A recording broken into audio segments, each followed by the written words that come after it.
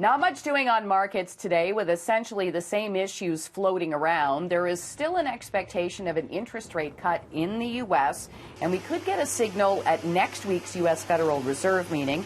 Now, some say the cut could happen as early as July, though that might depend on U.S.-China trade talks, which are expected to happen at the G20 later this month.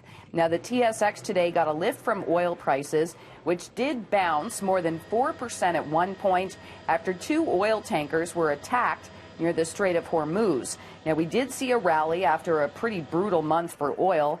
An analyst I spoke to, though, says these sorts of jumps are generally short-lived. But at the same time, we've got an OPEC meeting later this month, and there is talk about output cuts, which would be good for oil prices. Energy stocks higher on Bay Street. At the same time, though, there was a weight coming from the marijuana stocks. Shares in Hexo Corporation off by about 8% at one point after third-quarter earnings missed estimates. And then on Wall Street, it was a rough day for shares in Twitter after a downgrade.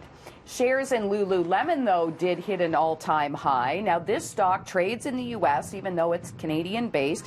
It also got an upgrade today after the company's first-quarter earnings outpaced analysts' expectations, as the yoga pants maker remains confident in its ambitious growth plan for the next several years.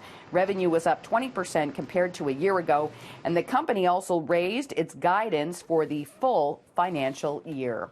And household debt levels in Canada still close to records, but there is some good news in the latest data, too. StatsCan says the amount Canadians owe relative to their income held steady in the first quarter as debt and income grew at similar rates.